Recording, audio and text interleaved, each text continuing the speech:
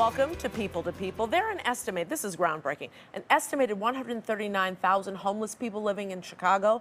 At the 2014 Conference of Mayors, surveys found that Chicago reported that nearly a quarter of the city's homeless women were victims of domestic violence.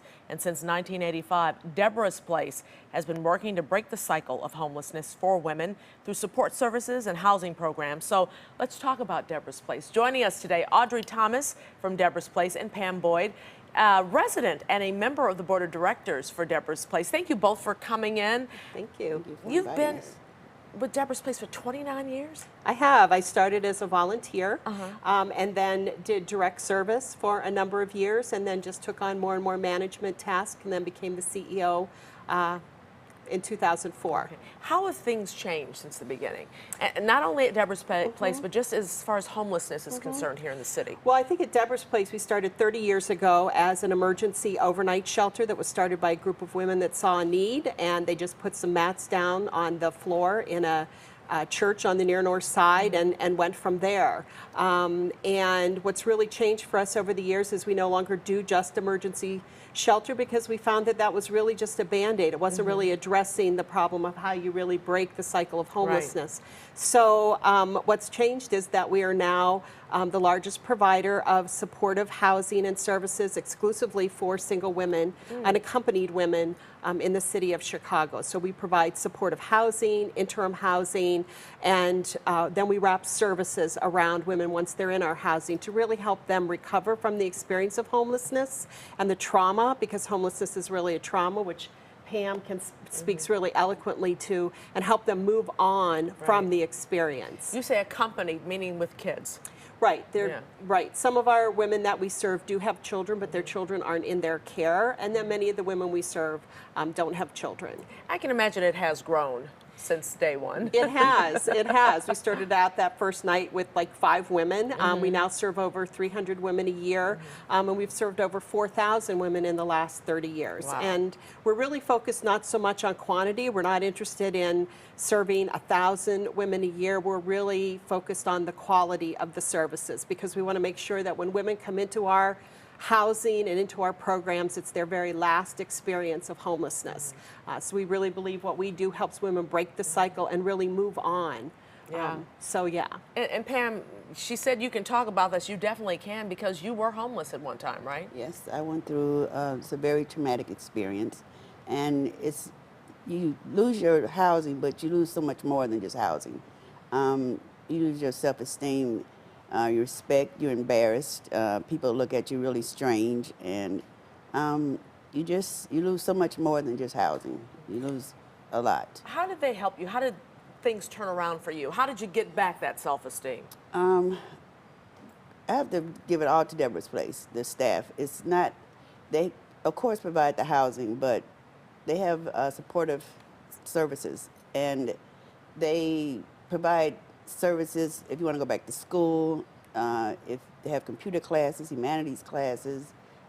Me personally, during my homelessness, my credit got messed up, and anything that they don't have there already in place for you, they have people that will come in. They had a bank come in and actually work with me, and I got my credit straightened back out.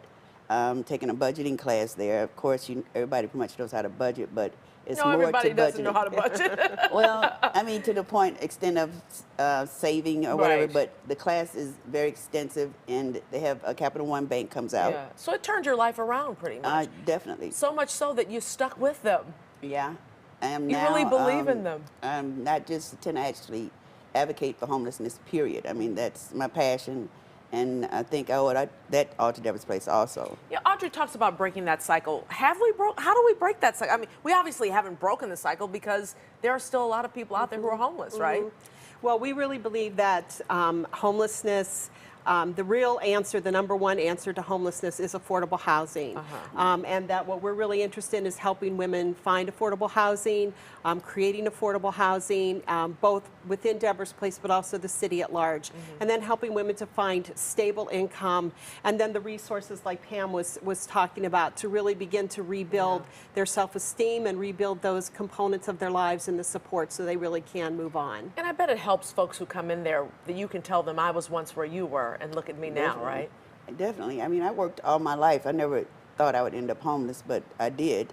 And I didn't realize until I looked back that I had lost so much more than just housing. You know, you forget that you have qualities, that you have things that you know how to do. You kind of forget that you have talents. Well, you're overcome with all this sadness and all these issues. You don't remember the good You parts. really don't. And that's where Deborah's Place Supportive Housing comes in. They have a way of dealing with you where you are in life, you know, whether, you know, you've worked or haven't worked, have a degree, don't have a degree. And they have a way of kind of pulling out those talents out of you. Why just women? Why just does Deborah's Place only cater to women? I think that from our inception, that has been our passion. We saw that that was a group of people that was really underappreciated, undervalued, and we believe that's still the case in the city. So, you know, that's just who we're passionate about. Those are our people. So, where did the name Deborah come from? Deborah references an Old Testament judge who dealt justly with her people. So the original founding mothers wanted to make sure that the organization was named for somebody really strong. Where can we find Deborah's Place?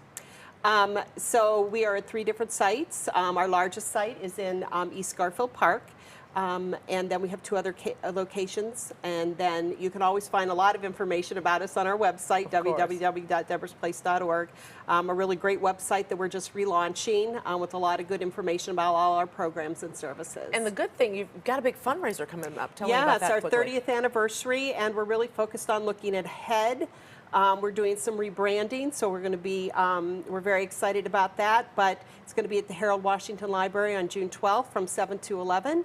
And Gaynor Hall Patterson, WGN's very own. is Gaynor Hall our will be there. honorary chair So and happy. host, so we're very grateful for that. But it's going to be a great evening, some awards, dinner, dancing, just a great time to celebrate and also to look forward. Definitely. And if you didn't get it, it's deborahsplace.org. Thank you, ladies, for coming in. Good luck Thank to you. you. Keep up Thank the good you. work. Definitely.